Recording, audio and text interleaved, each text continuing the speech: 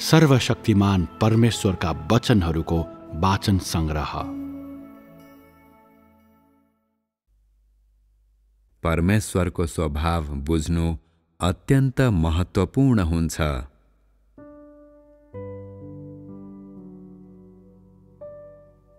तिमीहरूले धेरैवटा कुराहरू प्राप्त गरेको होस् भन्ने मैले आशा राखेको छु, तर तिमीहरूका सबै कार्यहरू, तिमीहरूका जीवनका सबै थोकहरूले पनि मैले भनेका कुराहरू पूरा गर्न सक्दैनौ। त्यसैले मसँग अर्को कुनै विकल्प छैन। त्यसैले म सिधै मुख्य बुँदामा आउँछु र मेरो इच्छा तिमीहरू सामु वर्णन गर्छु। तिमीहरूको विवेक कमजोर भए जस्तै तिमीहरूको कृतज्ञता पनि कमजोर नै छ। तिमीहरू मेरो स्वभाव र सार तत्त्वका विषयमा नितान्त अनभिज्ञ छौ। त्यसैले यो अत्यन्त जरुरी विषय भएको कारण म तिमीहरूलाई जानकारी गराउँछु। तैँले पहिला जतिसुकै बुझेको भए तापनि, तैँले यी विषयहरू बुझ्न चाहेका भए तापनि मैले ती सबै तिमीहरूलाई विस्तृत रूपमा व्याख्या गरिदिनुपर्छ। यी विषयहरू तिमीहरूका निम्ति पूर्णतया नयाँ होइनन्, तैपनि तिमीहरूसँग यिनीहरूमा भएको अर्थसँग धेरै बुझाइको, धेरै परिचितताको अभाव छ। तिमीहरूमध्ये धेरैजनासँग निकै थोरै मात्र बुझाइ छ र आंशिक र अपूर्ण बुझाइ छ। सत्यता राम्ररी अभ्यास गर्न, मेरा वचनहरू राम्ररी अभ्यास गर्न, तिमीहरूलाई सहायता गर्न, तिमीहरू सबैभन्दा पहिले यी विषयहरूप्रति सचेत हुनु आवश्यक छ भन्ने मलाई लाग्छ। यदि त्यसो भएन भने तिमीहरूको विश्वास अस्पष्ट पाखण्डीपनमै सीमित रहनेछ र धर्मको जालले भरिएको हुनेछ। यदि तिमीले परमेश्वरको स्वभाव बुझेका छैनौ भने तिमीले उहाँको निम्ति गर्नुपर्ने काम गर्न असम्भव हुनेछ। यदि तिमीलाई परमेश्वरको सार तत्त्व थाहा छैन भने तिमीसँग उहाँप्रति आदर र भय हुने कुरा पनि असम्भव हुनेछ। बरु केवल देखावटी धर्म कार्यहरू र छलछाम र अयोग्य ईश्वर निन्दा मात्र हुनेछ। परमेश्वरको स्वभाव बुझ्नु अत्यन्त महत्त्वपूर्ण छ। साथै परमेश्वरको सार तत्त्व थाहा गर्ने कुरालाई नजरअन्दाज गर्न सकिँदैन। कसैले पनि यी विषयहरू विस्तृत रूपमा जाँच वा गहन अनुसन्धान गरेका छैनन्। तिमीहरूले मैले जारी गरेका सबै प्रशासनिक आदेशहरू रद्द गरेका छौ भन्ने कुरा स्पष्टसँग देख्न सकिन्छ। यदि तिमीहरूले परमेश्वरको स्वभाव बुझ्न सकेनौ भने तिमीहरूले स्वाभाविक रूपमा उहाँको स्वभावलाई उल्लङ्घन गर्नेछौ। उहाँको स्वभावको अपमान गर्नु भनेको परमेश्वरलाई क्रोधित तुल्याउनु हो। यसो भएमा प्रशासनिक आदेश भङ्ग गर्नु नै तिमीहरूका कार्यहरूका आखिरी फल हुनेछ। जब तैँले परमेश्वरको सार तत्त्व थाहा पाउँछस्, तब तैँले परमेश्वरको स्वभावलाई बुझ्न सक्छस् र जब तैँले उहाँको स्वभावलाई बुझ्छस्, तब प्रशासनिक आदेशहरू पनि बुझ्नेछस् भन्ने कुरा अब तैँले महसुस गर्नुपर्छ। यो कुरा भनिराख्नु पर्दैन। प्रशासनिक आदेशहरूमा समावेश गरिएका अधिकांश कुराहरूले परमेश्वरको स्वभावलाई छुन्छ, तर उहाँका सबै स्वभावहरू प्रशासनिक आदेशहरूमा व्यक्त गरिएका छैनन्। त्यसैले परमेश्वरको स्वभावलाई बुझ्न त थप एक कदम अघि बढ्नु आवश्यक छ। आज म तिमीहरूसँग एक सामान्य वार्तालापमा बोलिरहेको छैन। यसले तिमीहरूलाई मेरा वचनहरू होशियार साथ पालन गर्न जिम्मेवार बनाउँछ। साथै तिनीहरूमाथि गहन मनन गर्न लगाउँछ। यसबाट मैले के भन्न खोजेको छु भने तिमीहरूले मैले बोलेका मेरा वचनहरू पालन गर्न थोरै मात्र प्रयत्न गरेका छौ। तिमीहरू परमेश्वरको स्वभावका विषयमा मनन गर्न पनि त्यति धेरै इच्छुक छैनौ। यसको कसैले विरलै प्रयत्न गरेको छ।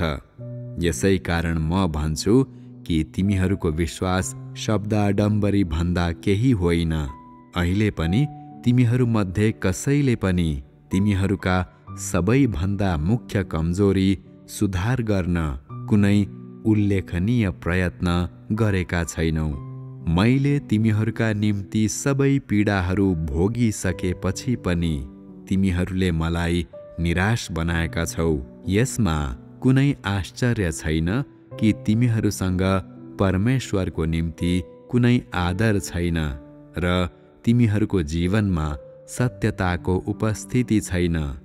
कसरी यस किसिमका मानिसहरूलाई सन्तहरू मान्न सकिन्छ? स्वर्गको कानुनले यस किसिमको कुरा सहने छैन। तिमीसँग यसको विषयमा थोरै बुझाइ पनि छैन। धेरै सास समर्पण गर्नुभन्दा मसँग अरू कुनै विकल्प छैन। परमेश्वरको स्वभाव प्रत्येक व्यक्तिका निम्ति अत्यन्त अमूर्त विषय जस्तै देखिन्छ र वास्तवमा त्यस्तै हो। साथै यो प्रत्येक व्यक्तिले सजिलै स्वीकार गर्न सक्ने विषय पनि होइन, किनकि उहाँको स्वभाव मानव जातिको व्यक्तित्व जस्तो होइन। परमेश्वरको पनि आफ्नै आनन्द, रिस, दुःख र खुसीका भावनाहरू छन्, तर यी भावनात्मक अभिव्यक्तिहरू मानिसका भावनात्मक अभिव्यक्तिहरूभन्दा फरक छन्। परमेश्वर जो हुनुहुन्छ उहाँ त्यही हुनुहुन्छ र उहाँसँग जे छ उहाँसँग त्यही छ।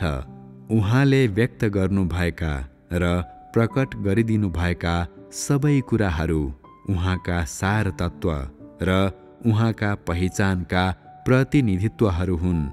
उहाँ जो हुनुहुन्छ र उहाँसँग जे छ त्यसलाई, साथै उहाँका सार तत्त्व र पहिचानलाई कुनै पनि मानिसले प्रतिस्थापन गर्न सक्दैन। उहाँको स्वभावमा मानिस जातिका निम्ति उहाँको प्रेम, मानव जातिको सान्त्वना, मानव जातिको घृणा र मानव जातिको सामान्य बुझाइ सबै नै समावेश छन्। मानिसको व्यक्तित्व आशावादी, जीवन्त वा संवेदनाहीन हुन सक्छ। परमेश्वरको स्वभाव सबै थोकहरू र सबै जीवित प्राणीहरूका शासकको, सारा सृष्टिका प्रभुको स्वभाव हो। उहाँको स्वभावले आदर, शक्ति, प्रताप, महानता र सबैभन्दा महत्त्वपूर्ण सर्वोच्चताको प्रतिनिधित्व गर्छ। उहाँको स्वभाव अख्तियारको सङ्केत हो, सबै धार्मिकताको सङ्केत, सबै सुन्दरता र असलपनको सङ्केत हो। यी सबैभन्दा अझ महत्त्वपूर्ण कुरा त विजयी गर्न नसकिने वा अन्धकार र कुनै पनि शत्रुको शक्तिले आक्रमण गर्न नसकिने व्यक्तिलाई सङ्केत गर्दछ। साथै सृष्टि गरिएका कुनै प्राणीले उल्लङ्घन गर्न नसकिने व्यक्तिलाई सङ्केत गर्दछ, किनभने उहाँले कुनै उल्लङ्घन सहन सक्नुहुन्न। उहाँको स्वभावले सर्वोच्च शक्तिको सङ्केत गर्छ। कुनै पनि व्यक्ति वा व्यक्तिहरूले उहाँको काम वा उहाँको स्वभावलाई अवरोध पुर्याउन सक्दैन। तर मानिसको व्यक्तित्व पशुभन्दा अलिकति उच्च छ। मानिस आफैमा वा मानिससँग कुनै अख्तियार छैन, कुनै स्वतन्त्रता छैन। मानिससँग आफैलाई पार गरेर जाने क्षमता पनि छैन, तर उसको सार तत्त्वमा सबै प्रकारका मानिसहरू, घटनाहरू र थोकहरूको नियन्त्रणमा विवश हुने स्वभाव हुन्छ। परमेश्वरको आनन्द, धार्मिकता र ज्योतिमा अस्तित्वमा रहन्छ र उदय हुन्छ, किनकि अन्धकार र दुष्टको विनाश भएको छ। उहाँ मानव जातिमा ज्योति र असल जीवन ल्याउनु भएको कुरामा आनन्द मनाउनुहुन्छ। उहाँको आनन्द धार्मिकताको आनन्द हो। यो सबै सकारात्मक कुराको सङ्केत हो। त्यसभन्दा अझ बढी यो शुभ अवसरको सङ्केत हो। अन्यायको अस्तित्व र हस्तक्षेपले मानव जातिमा ल्याउने हानिको कारण, दुष्टता र अन्धकार अस्तित्वमा भएको कारण, सत्यतालाई हटाउने कुराहरू अस्तित्वमा भएका कारण, सुन्दर र असल कुराहरूको विरोध गर्ने तत्त्वहरू अस्तित्वमा भएका कारण र अन्यायको कारण परमेश्वर क्रोधित बन्नुहुन्छ। उहाँको क्रोध सबै किसिमका नकारात्मक कुराहरू अस्तित्वमा रहने छैन भन्ने सङ्केत हो। यो भन्दा पनि अझ महत्त्वपूर्ण कुरा चाहिँ यसले उहाँको पवित्रताको सङ्केत गर्छ। उहाँको शोकको कारण मानव जाति नै हो। उहाँले मानव जातिमा आशा राख्नु भएको थियो, तर ती मानव जाति अन्धकारमा पतन भएका छन्, किनकि उहाँले मानव जातिमा गर्नुभएको काम उहाँको अपेक्षाहरूको नापसम्म आउँदैनन्, किनकि उहाँले प्रेम गर्नुभएका मानव जाति सबैजना ज्योतिमा जिउन सक्दैनन्। उहाँले निर्दोष मानव जातिप्रति दुःख महसुस गर्नुहुन्छ, साथै इमान्दार तर अज्ञानी मानिस र असल तर आफ्नै दृष्टिकोणको अभाव भएका मानिसप्रति पनि उहाँले दुःख महसुस गर्नुहुन्छ। उहाँको दुःख उहाँको भलोपन र उहाँको कृपाको सङ्केत हो, सुन्दरता र दयाको सङ्केत हो। उहाँको खुसी निश्चय नै उहाँका शत्रुहरूलाई पराजित गर्ने र मानिसको इमान्दारिता जित्ने कार्यबाट आउँछ। यो भन्दा अझ बढी त शत्रुहरूका सबै शक्तिहरूको निष्कासन र विनाशबाट उहाँ खुसी बन्नुहुन्छ, किनकि यसरी मानिस जातिले असल र शान्तिपूर्ण जीवन प्राप्त गर्छन्। परमेश्वरको खुसी मानिसको आनन्द जस्तै होइन, बरु यो त असल फलहरू बटुल्नु जस्तै र आनन्दभन्दा अझ धेरै ठुलो कुरा हो। उहाँको खुसियालीले मानव जाति यस समयदेखि दुःख कष्टबाट छुटकारा पाएको र मानव जाति ज्योतिको संसारमा प्रवेश गरेको सङ्केत दिन्छ। अर्कोतिर मानव जातिको भावनाहरू उसका आफ्ना चाहनाहरूबाट उत्पन्न भएका हुन्छन्। त्यो धार्मिकता, ज्योति वा सुन्दर कुरा र स्वर्गबाट दिइएको अनुग्रहका निम्ति हुँदैन। मानव जातिका भावनाहरू स्वार्थी हुन्छन् र ती अन्धकारको संसारका हुन्। यिनीहरू परमेश्वरका इच्छा र योजनाका निम्ति अस्तित्वमा आएका होइनन्। त्यसैले मानिस र परमेश्वरलाई एउटै स्थानमा राखेर कुरा गर्न मिल्दैन। परमेश्वर सदा सर्वदा सर्वोच्च हुनुहुन्छ र उहाँ आदर योग्य हुनुहुन्छ भने मानिस सदैव तुच्छ र मूल्यहीन छन्। यसै कारण परमेश्वरले सधैँ मानिस जातिका निम्ति आफैलाई बलिदान गर्नुहुन्छ र समर्पित गर्नुहुन्छ। मानिसले चाहिँ सधैँ आफ्नो निम्ति राख्छ र आफ्नै निम्ति मात्र प्रयत्न गर्छ।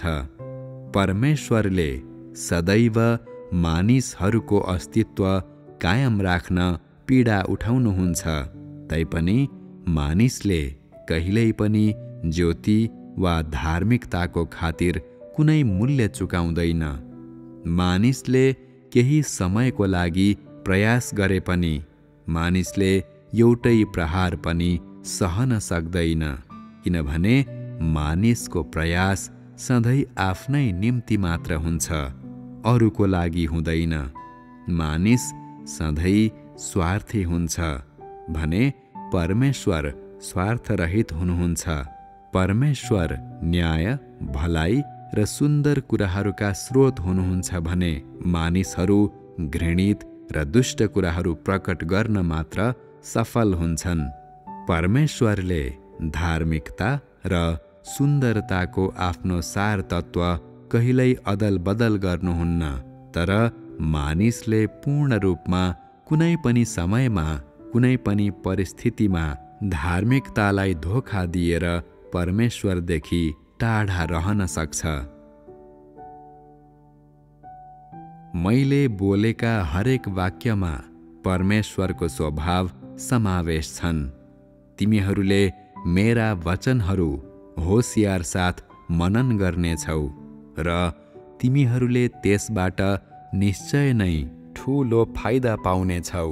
परमेश्वरको सार तत्त्वका विषयमा बुझ्न अति गाह्रो हुन्छ, तर तिमीहरू सबैजनासँग परमेश्वरको स्वभावका विषयमा केही हदसम्म ज्ञान रहेको छ भनी म विश्वास गर्छु। परमेश्वरको स्वभावलाई नचिढ्याउने अनि तैँले गरेका कुराहरूका बारेमा मलाई देखाउनको लागि तँसँग धेरै कुराहरू हुनेछन् भन्ने मेरो आशा छ। त्यसपछि म सुनिश्चित हुनेछु। उदाहरणको लागि तिमीहरूका हृदयमा परमेश्वरलाई सधैँभरि राख्नु। जब तैँले काम गर्छस् तब उहाँका वचनहरू अनुसार काम गर्नु, सबै कुराहरूमा उहाँको इच्छा खोज्नु र परमेश्वरलाई अपमान र अनादर गर्ने सबै कुराहरूबाट आफूलाई अलग राख्नु। भविष्यमा तेरो हृदयको खालीपन भर्नका लागि मात्र परमेश्वरलाई आफ्नो मनको कुनै कुनामा लुकाई राखिस् भने तैँले परमेश्वरको स्वभावलाई उल्लङ्घन गरेको हुनेछस्। मानौ तिमीहरूले आफ्नो जीवनकालभरि कहिल्यै पनि परमेश्वरको निन्दा गरेनौ वा परमेश्वरको विरुद्धमा गुनासो गरेनौ भने उहाँले तिमीहरूका जिम्मामा सुम्पिदिनुभएका सबै कुराहरू उपयुक्त तरिकाले सदुपयोग गर्नेछौ। साथै तिमीहरूका जीवनभरि आफैलाई उहाँको वचनमा समर्पण गर्नेछौ। त्यसपछि तिमीहरूले प्रशासनिक आदेशहरूका विरुद्ध अपराध गर्न छोड्नेछौ। उदाहरणको लागि यदि तिमीहरूले कहिल्यै यसो भनेका छौ भने उहाँ परमेश्वर हुनुहुन्छ भनी किन मैले विचार गर्नुपर्छ? मेरो विचारमा यी वचनहरू पवित्र आत्माका केही अन्तर्दृष्टिहरूभन्दा केही पनि होइनन्। मेरो विचारमा परमेश्वरले गर्नुभएका सबै कुराहरू सही हुनुपर्छ भन्ने कुनै आवश्यकता छैन। परमेश्वरको मानवता मेरो भन्दा उच्च कोटिको छैन। परमेश्वरका वचनहरू विश्वास गर्न लायकका छैनन् वा यस्तै किसिमका न्यायपूर्ण भनाइहरू व्यक्त गरेका छौ भने आफ्ना पापहरू स्वीकार गर्न र त्यसबाट पश्चाताप गर्न म तिमीहरूलाई उत्साह दिन्छु। अन्यथा तिमीहरूले कहिल्यै पनि क्षमादानको अवसर प्राप्त गर्ने छैनौ, किनकि तिमीहरूले मानिसलाई होइन तर परमेश्वरलाई चिढ्याएका छौ। तिमीहरूले मानिसको न्याय गरिरहेको छु भनी विश्वास गरेका हुन सक्छौ, तर परमेश्वरका आत्माले त्यसरी हेर्नुहुन्न। तिमीहरूले उहाँको देहलाई अनादर गर्नु चाहिँ उहाँ स्वयंलाई अनादर गर्नु बराबर हो। यसरी के तिमीहरूले परमेश्वरको स्वभावको उल्लङ्घन गरेका छैनौ र परमेश्वरका आत्माले गर्नुभएका सबै काम उहाँका देहका कामलाई सुरक्षित राख्न र यी कामहरू अझ राम्ररी सम्पन्न गर्नका निम्ति हो भन्ने कुरा तिमीहरूले याद राख्नुपर्छ। यदि तिमीहरूले यसलाई बेवास्ता गर्यौ भने तिमीहरूले कहिल्यै पनि परमेश्वरमा विश्वास गर्न नसक्ने हुन्छौ भनी म तिमीहरूलाई बताउन चाहन्छु। तिमीहरूले परमेश्वरको क्रोधलाई भड्काएको कारण उहाँले तिमीहरूलाई शिक्षा सिकाउन उपयुक्त दण्ड दिनुहुनेछ। परमेश्वरको सार तत्त्वलाई थाहा गर्नु भनेको सामान्य विषय होइन। तैँले उहाँको स्वभावलाई बुझ्नुपर्छ। यसरी तिमीहरूले बिस्तारै र थाहै नपाइकन परमेश्वरको सार तत्त्व थाहा गर्नेछौ। जब तिमीहरू यस ज्ञानमा प्रवेश गर्छौ तब तिमीहरूले अझ उच्च र सुन्दर अवस्थामा प्रवेश गरेको महसुस गर्नेछौ। अन्त्यमा तिमीहरू आफ्ना घृणित प्राणप्रति लज्जित महसुस गर्नेछौ र तिमीहरूका लाजबाट लुक्ने कुनै ठाउँ छैन भनी तिमीहरूले महसुस गर्नेछौ। त्यस समयमा तिमीहरूले परमेश्वरको स्वभावलाई अपमान गर्ने आफ्नो व्यवहारलाई कम गर्दै जानेछौ। तिमीहरूको हृदय परमेश्वरको हृदयको नजिक नजिक आउनेछ र तिमीहरूका हृदयमा उहाँको निम्ति प्रेम बिस्तारै बढ्दै जानेछ। यो चाहिँ मानव जाति सुन्दर अवस्थामा प्रवेश गरेको एउटा चिन्ह हो। तर तिमीहरूले यो अवस्था हासिल गरिसकेका हुँदैनौ। तिमीहरू सबैजना आफ्नो नियतिको खातिर कुदिरहेका हुन्छौ, जोसँग परमेश्वरको सार तत्त्वलाई थाहा गर्न प्रयत्न गर्ने कुनै चाहना हुँदैन। के यसले निरन्तरता पाउनुहुन्छ? यदि यसो भएमा तिमीहरूले अन्जानमै प्रशासनिक आदेशहरू विरुद्ध अपराध गर्नेछौ, किनकि तिमीहरूले परमेश्वरको स्वभावको विषयमा थोरै कुराहरू मात्र बुझेका हुन्छौ। के यसरी तिमीहरूले परमेश्वरको स्वभाव विरुद्ध उल्लङ्घन गर्न जग बसालेका हुँदैनौ? तिमीहरूलाई मैले परमेश्वरको स्वभाव बुझ्न अनुरोध गरेको कुरा मेरो कामभन्दा बाहिरको कुरा होइन। यदि तिमीहरूले प्रशासनिक आदेशहरू घरिघरि उल्लङ्घन गर्यौ भने तिमीहरू दण्डबाट कसरी उम्कनेछौ? त्यसपछि के मेरो काम पूर्ण रूपमा व्यर्थ हुने छैन र? त्यसैले तैँले आफ्नो व्यवहारलाई नजिकबाट जाँच्दै तैँले उठाउने आफ्नो कदमहरूमा होशियार रहन म तँलाई आग्रह गर्छु। यो मैले तिमीहरूसँग मागेको उच्च माग हो। म आशा गर्छु कि तिमीहरू सबैजनाले यसलाई होशियार साथ विचार गर्नेछौ र तिमीहरूले लगनशील भई यो माग पूरा गर्नेछौ। तिमीहरूका कामले मलाई अत्यन्त धेरै रिस उठाउने दिन आयो भने त्यसको परिणामहरू तिमीहरूले नै विचार गर्नुपर्नेछ। तिमीहरूको ठाउँमा दण्ड भोग्न त्यहाँ अरू कुनै व्यक्ति हुने छैन।